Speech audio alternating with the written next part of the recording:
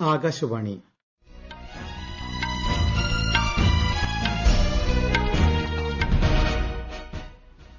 നമസ്കാരം. വാർത്തകൾ വായിക്കുന്നത് അനിൽകുമാർ.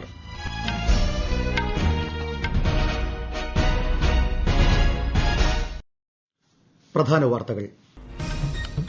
20ാമത് ഷാങ്ഹായ് സഹകരണ സംഘടനാ ഉച്ചകോടി ഇന്ന്. പ്രധാനമന്ത്രി നരേന്ദ്രമോദി ഇന്ത്യൻ സംഘത്തെ നയിക്കും. ബീഹാർ നിയമസഭാ തെരഞ്ഞെടുപ്പിന്റെയും 11 സംസ്ഥാനങ്ങളിലെ ഉപതെരഞ്ഞെടുപ്പിന്റെയും വോട്ടെണ്ണൽ ഇന്ന്. 15ാമത് ധനകാര്യ കമ്മീഷൻ റിപ്പോർട്ട് രാഷ്ട്രപതി രാംനാഥ് കോവിന്ദിന് സമർപ്പിച്ചു. രാജ്യത്ത് 37ാം ദിവസവും പുതിയ കോവിഡ് രോഗബാധിതരേക്കാൾ കൂടുതൽ രോഗമുക്തർ. കേരളത്തിൽ കോവിഡ് സ്ഥിരീകരണ നിരക്ക് 11.05%. ഇന്നലെ 3593 പേർക്ക് കൂടി രോഗം സ്ഥിരീകരിച്ചു. വനിതാ ട്വന്റി ക്രിക്കറ്റ് ഫൈനലിൽ ട്രയൽ ബ്ലേസേഴ്സിന് ഉജ്ജ്വല ജയം. IPL ഫൈനലിൽ ഇന്ന് ഡൽഹി ക്യാപിറ്റൽസ് മുംബൈ ഇന്ത്യൻസ് പോരാട്ടം. വാർത്തകൾ വിശദമായി. പ്രധാനമന്ത്രി നരേന്ദ്രമോദിയുടെ നേതൃത്വത്തിൽ 20ാമത് ഷാങ്ഹായ് സഹകരണ സംഘടന SCO ഉച്ചകോടിയിൽ ഇന്ത്യൻ പ്രതിനിധി സംഘം ഇന്ന് പങ്കെടുക്കും. റഷ്യൻ പ്രസിഡന്റ് വ്ളാഡിമിർ പുടിന്റെ അധ്യക്ഷതയിലാണ് ഉച്ചകോടി ചേരുന്നത്. ഇതാദ്യമായാണ് വെർച്വൽ രീതിയിൽ ഉന്നതതല SCO യോഗം നടക്കുന്നത്. ഇന്ത്യ, പാകിസ്ഥാൻ, ചൈന ഉൾപ്പെടെ 8 അംഗരാജ്യങ്ങളും 4 നിരീക്ഷക രാജ്യങ്ങളുടെ തലവന്മാരും ഉച്ചകോടിയിൽ പങ്കെടുക്കും.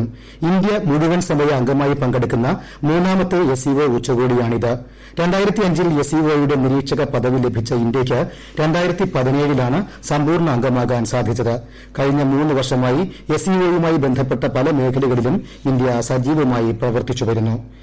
തദ്ദേശീയ ഉൽപ്പന്നങ്ങളുടെ പ്രാദേശികാടിസ്ഥാനത്തിലുള്ള ഉൽപ്പാദനം രാജ്യത്തിന്റെ സമ്പദ്വ്യവസ്ഥയ്ക്ക് മുതൽക്കൂട്ടാകുമെന്ന് പ്രധാനമന്ത്രി നരേന്ദ്രമോദി. ഉത്തർപ്രദേശിലെ വാരാണസിയിൽ വിവിധ വികസന പദ്ധതികൾ ഉദ്ഘാടനം ചെയ്യുകയായിരുന്നു പ്രധാനമന്ത്രി. പ്രാദേശിക ഉൽപ്പന്നങ്ങളെയും അവയുടെ ഗുണനിലവാരത്തെയും പ്രശംസിക്കുന്നത് കൂടുതൽ പേരെ അവ വാങ്ങാൻ പ്രേരിപ്പിക്കും. മാത്രമല്ല, ഉൽപ്പാദകർക്ക് കൂടുതൽ നേട്ടമുണ്ടാക്കാനും ഇത് സഹായിക്കുമെന്ന് പ്രധാനമന്ത്രി പറഞ്ഞു. വോക്കൽ ഫോർ ലോക്കൽ എന്ന മന്ത്രത്തിനൊപ്പം ലോക്കൽ ഫോർ ദീപാവലി എന്ന മന്ത്രം എല്ലാവരും ഏറ്റെടുക്കണം. പരമാവധി പ്രാദേശിക ഉൽപ്പന്നങ്ങൾ വാങ്ങി ദീപാവലി ആഘോഷിക്കണമെന്നും അദ്ദേഹം ആവശ്യപ്പെട്ടു. ആദായ നികുതി അപ്പലേറ്റ് ട്രൈബ്യൂണലിന്റെ അത്യാധുനിക ഓഫീസ് സമുച്ചയം പ്രധാനമന്ത്രി നരേന്ദ്രമോദി നാളെ വീഡിയോ കോൺഫറൻസിംഗിലൂടെ ഉദ്ഘാടനം ചെയ്യും. ഒഡീഷയിലെ കട്ടക്കിലാണ് ആധുനിക സജ്ജീകരണങ്ങളോടെ കാര്യാലയം ഉൾപ്പെടുന്ന സമുച്ചയം സ്ഥാപിച്ചിട്ടുള്ളത്. 1938 ചതുരശ്ര മീറ്റർ വിസ്തീർണത്തിൽ പണികഴിപ്പിച്ചിട്ടുള്ള സമുച്ചയത്തിൽ വിശാലമായ കോടതി മുറി, ലൈബ്രറി, കോൺഫറൻസ് ഹാൾ, അത്യാധുനിക സംവിധാനങ്ങളുള്ള റെക്കോർഡ് മുറി എന്നിവ സജ്ജമാക്കിയിട്ടുണ്ട്. ബീഹാർ നിയമസഭാ തെരഞ്ഞെടുപ്പിന്റെ വോട്ടെണ്ണൽ ഇന്ന്. 11 സംസ്ഥാനങ്ങളിലെ 58 മണ്ഡലങ്ങളിൽ നടന്ന നിയമസഭാ ഉപതെരഞ്ഞെടുപ്പിന്റെ വോട്ടെണ്ണലുകളും ഇന്ന് നടക്കും. ബീഹാറിലെ 38 ജില്ലകളിലായി 55 വോട്ടെണ്ണൽ കേന്ദ്രങ്ങളാണ് സജ്ജീകരിച്ചിരിക്കുന്നത്. കോവിഡ് സാഹചര്യം കണക്കിലെടുത്ത് തെരഞ്ഞെടുപ്പ് കമ്മീഷൻ മാർഗ്ഗനിർദ്ദേശങ്ങൾ പുറപ്പെടുവിച്ചിട്ടുണ്ട്. സുരക്ഷിതമായ വോട്ടെണ്ണൽ ഉറപ്പാക്കുന്നതിന് ഓരോ ബൂത്തിലും അർദ്ധസൈനിക വിഭാഗത്തെ നിയോഗിക്കും. 243 അംഗ ബീഹാർ നിയമസഭയിലേക്കുള്ള തെരഞ്ഞെടുപ്പ് 3 ഘട്ടമായിട്ടാണ് നടന്നത്. 15ാമത് ധനകാര്യ കമ്മീഷൻ റിപ്പോർട്ട് രാഷ്ട്രപതി രാംനാഥ് കോവിന്ദിന് സമർപ്പിച്ചു.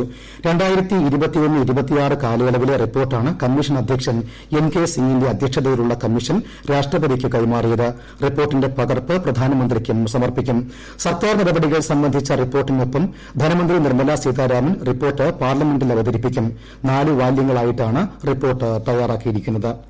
ന്യൂഡൽഹിയിലെ DRDO ഭവൻ പരിസരത്ത് സ്ഥാപിച്ച ഉപഗ്രഹ പ്രതിരോധ മിസൈലിന്റെ മാതൃക രാജ്യരക്ഷാമന്ത്രി രാജ്നാഥ് സിംഗ് അനാവരണം ചെയ്തു. ഒരു റിപ്പോർട്ട്.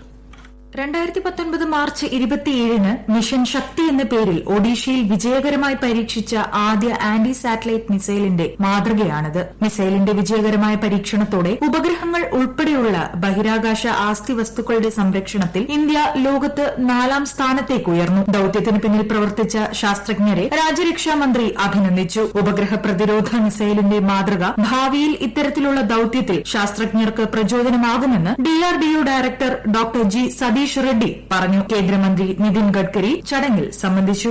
News desk Akashvani.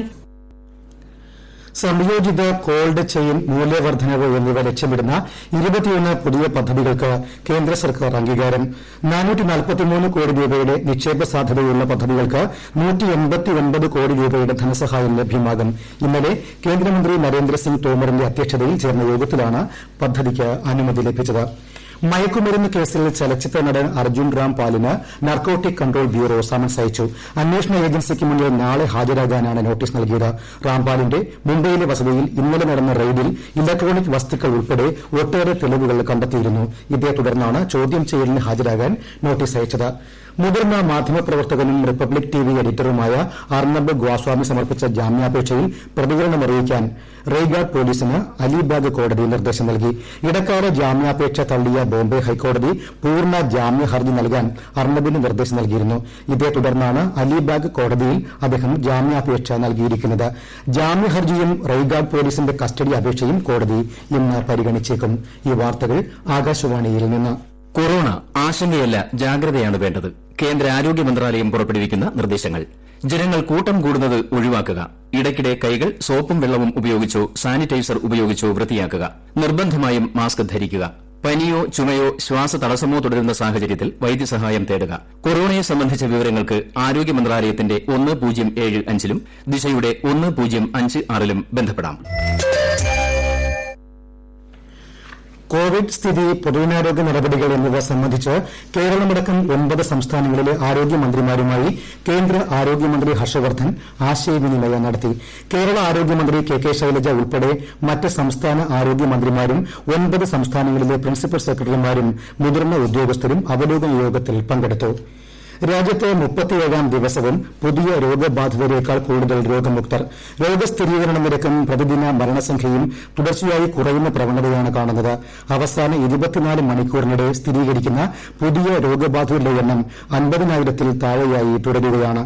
കഴിഞ്ഞ 24 മണിക്കൂറിനിടെ 45,903 പേർക്ക് കൂടി കോവിഡ്-19 സ്ഥിരീകരിച്ചു. ഇതേ കാലയളവിൽ 48,405 പേർ രോഗമുക്തരായതോടെ രോഗബാധിതരുടെ എണ്ണത്തേക്കാൾ കൂടുതൽ രോഗമുക്തരെന്ന സ്ഥിതി തുടരുന്നു. നിലവിൽ ചികിത്സയിലുള്ളത് 5.09 ലക്ഷം പേരാണ്.